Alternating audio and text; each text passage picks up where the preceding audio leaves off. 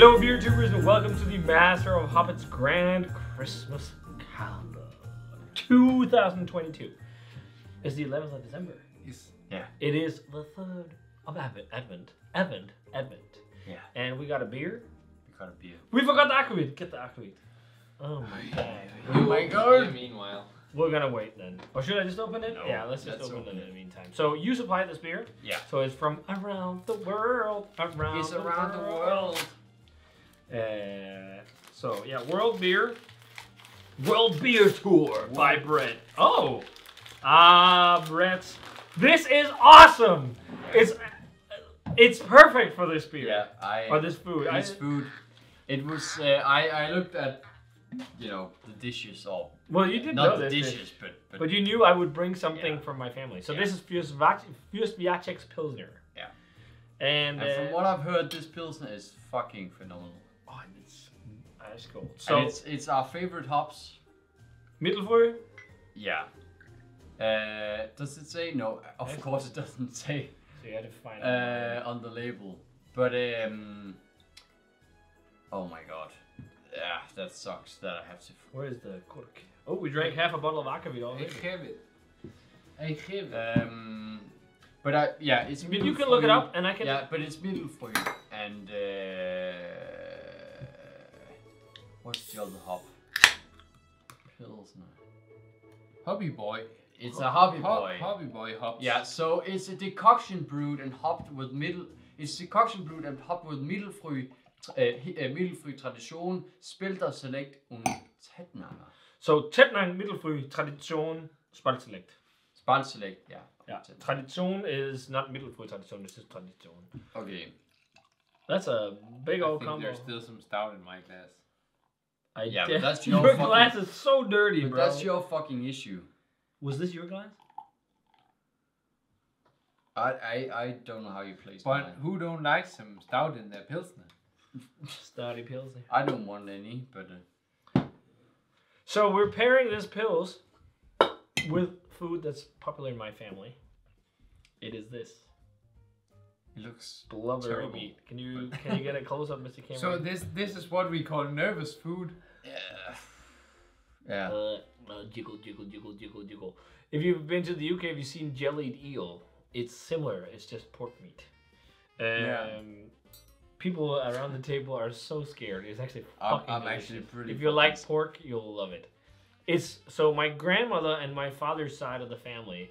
You've seen both my father and my grandmother in videos, especially my grandmother years ago. But that side of the family is from so mixed up. But my grandmother is like southwestern Denmark, and her husband, who is my grandfather, I unfortunately never got to meet, was from the border country. So he's part German, part Danish, part German. And one of the traditional dishes we have in my family that comes from this area is called surrib. And it's from southern Jutland. And it basically means sour ribs, if you translate it directly. So what it is, it's some kind of pork meat that is... Yes, that is braised in salt, sugar, and vinegar, black pepper, and bay leaves. And often maybe a bit of... clove or a bit of elehonne, which is allspice, but tiny amounts. And then it's braised in this liquid until it's tender. And it's like pork belly, it's Brewerst, like it's all the different types of belly type meats. In Denmark, it's split up for wherever it's cut on the pork. So it's braised until it's tender, and then you take out the pork. And I did this nicely because traditionally it would be filled with black peppercorns and onions and stuff, but I took it out because I thought you guys would pick it out. But traditionally, then after that, you have the liquid that you braise it in, the fond, and to that you add gelatin, and you mix the gelatin into this liquid until it's dissolved, and then you put the meat in the square container. You pour the gelatin mix on top with the stewing liquid. And then you put it in the fridge and you serve it cold. And then you have it usually with mustard on top and pickled beetroot. So very, very old school Danish food. So basically it's sour, it's like sour pork belly, really. Savory sour pork belly. So I think I've had this millions of times. I love it. But I think you should try it first, just on rye bread without any other additives, and then you can add additives. And it seems so daunting, but it's really fucking good. Trust me. But should we try the beer first or? Oh yeah, sorry, we're jumping the gun here. So let's go to the pills. It's beautiful. It's lightly hazy. It's golden yellow. It's got a white head. Oh yeah, that smells. That's the most. That smells like my kind of pills. It's the most complex nose on a lager so far because it's got layers. It's got herbal. It's got spice. It's got citrus. It's got floral. Crackers. Yeah. Breadiness. Soft hints of sulfur. So like in some German Pilsners, those light hints of sulfur just kind of works as complexity because then it's just so soft. It's not like eggy. It smells like this is the right choice of beverage for this. Yeah. Although I think oak beer could be good as well. I would drink so much of this. Yeah. It's wow. Fucking great Pilsner. Fuck, that's awesome. That is a total crusher. Yeah. Peppery, floral, bitter, grassy. Really like quite a spicy, peppery aftertaste. Yeah, it has everything. But it's also uber floral and even has like nettly vibes. Yeah. Oh. Very nice balanced bitterness and like bite of hops with like sweet ready Pilsner malt. Super clean. Like, fuck me, man. And the thing is like, I almost don't want to look this up on Untapped. It's actually got a 3.58, which is pretty high for a Pilsner, but it's still low. Yeah. People are fucking idiots. Yeah. 3.58. If this is not a 90 in your book, you need to fucking educate your palate about Pilsner. If this is not minimum a 90. This is so dead on. There's no off flavors. It's so clean. And it's got such a layered hop flavor. Yeah. It's just what a German Pilsner should be. Yeah. Oh, you are so intrigued about the food. So if you do not like the jelly, you can scrape off the jelly. But normally, first time, I'd take a little piece with some jelly. With the pork jelly. Pork jelly. Yeah.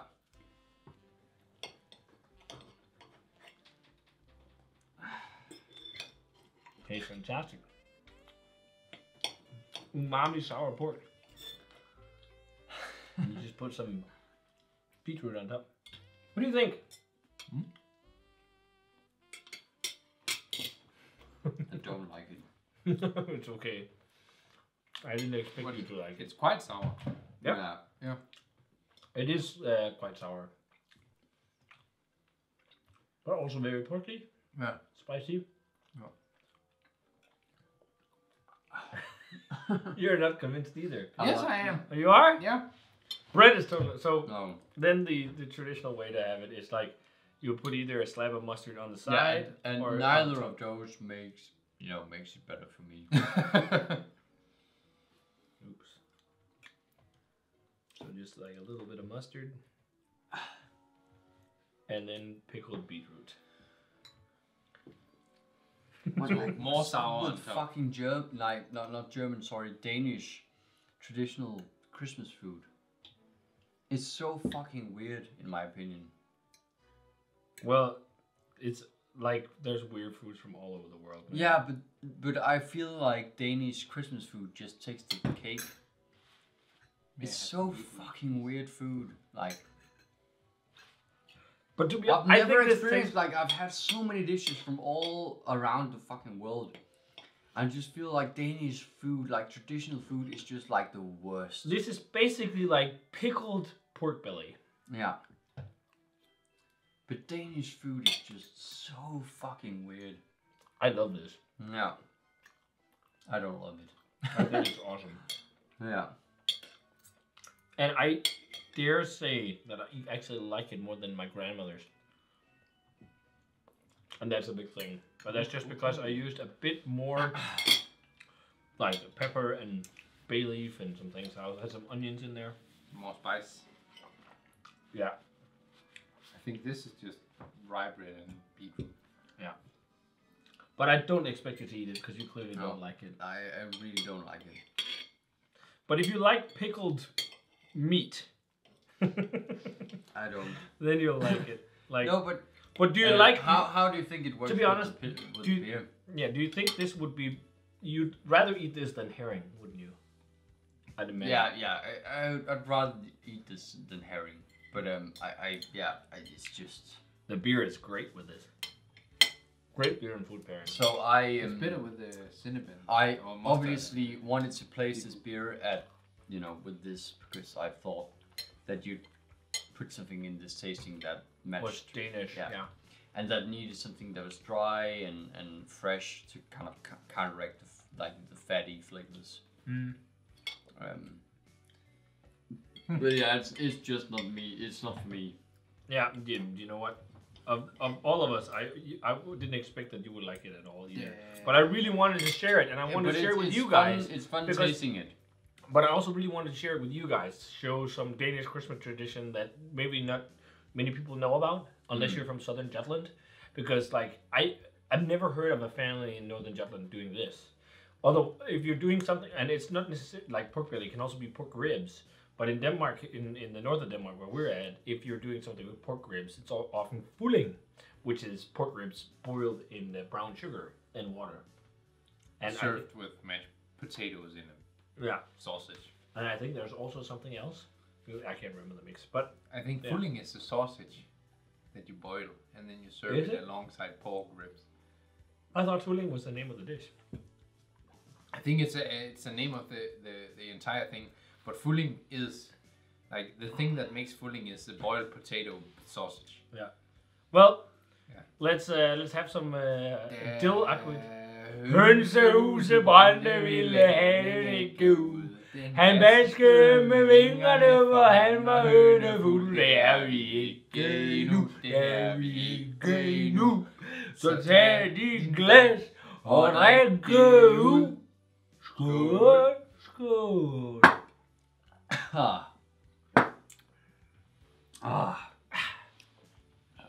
Yeah, I'm definitely still alive. Still alive.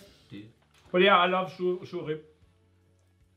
I remember the first time having it when I was a teenager. I thought it was terrible because being a teenager, I was a really picky eater. But then growing up, it's like the more I tried, it's like. Are you calling me a teenager? But the more I was growing up, it was like I actually kind You're of. just a foreigner. I'm a He's foreigner. a foreigner. That's Yeah, stupid dumb foreigner who doesn't know a shit. But the beer pairing is perfect with this as well. I'm It's like- glad I picked the right beer though. But the thing is, the two first dishes had amazing beer pairings. This the bitter, bright hop flavor of this Pilsner is great with the acidic pork and the mustard. I think something. And you it's could also just a really great Pilsner. yeah, it is. It's really good. And I even think something would be really nice with this would be like a Schwarzbier or even a Rauchbier, because the smoke flavor would, with the sourness, be quite fun. I think so. Like Like it did compliment. last year. Yeah. Yeah. Pork and rauch. Yeah, pork and Rauch. But yeah, in terms of rating on this is fucking great pills. Like a 93 maybe? Yeah. I just want to slug it down. It's like a 92, 93. It's close to a world-class territory for me. I think for it to be world-class, maybe just a tad bit more malt from complexity. August. Yeah, but just a Like- tad bit more malt complexity.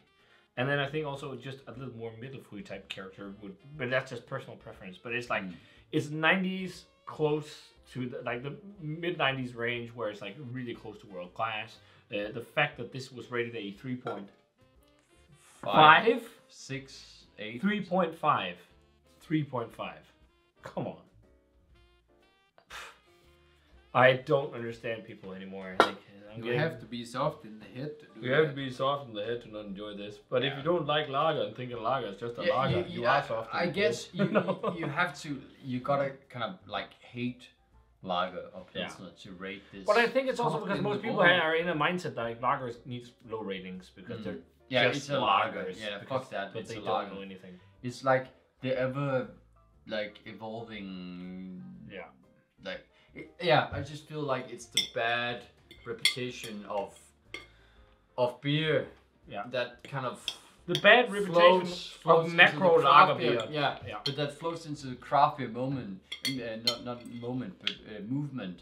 You know, That's how it is with beer. It's to each their own. And I think the classic stuff needs more of a bright shining light because it's great. Don't forget about the But classics. it's also great that a brewery that usually makes such like modern hazies. hazies and like a lot of IPAs show, okay, You can make it we great. can actually brew Clever. a fucking great lager, a Pilsner. And you ate everything, so you actually really liked it. So actually he doesn't hate it. I'm happy to hear that. I'm not shitting you, man. Yeah. Suarip! Yes. There we go. So Yeah. this has been a long video. If you guys had a chance to try the Fuerst Wiacek Pilsner, let us know what you thought of it. If not, get millions of cans. Because if that was in my cellar, I'd drink this beer all day. It's delicious. And pair it with some Suarip. And if you want to try and check out how to make Suarip, I'll put a link for a recipe below this video. And as always, remember to comment, subscribe, check out the Facebook fan page and Twitter and Instagram. Give this video a thumbs up if you enjoyed it. Ring the bell for future notifications about videos. And we're going to say cheers in probably the best lager today. Yep. And see you for tomorrow for the next episode of the Master of Hobbits Grand Christmas Calendar. Cheers. Cheers.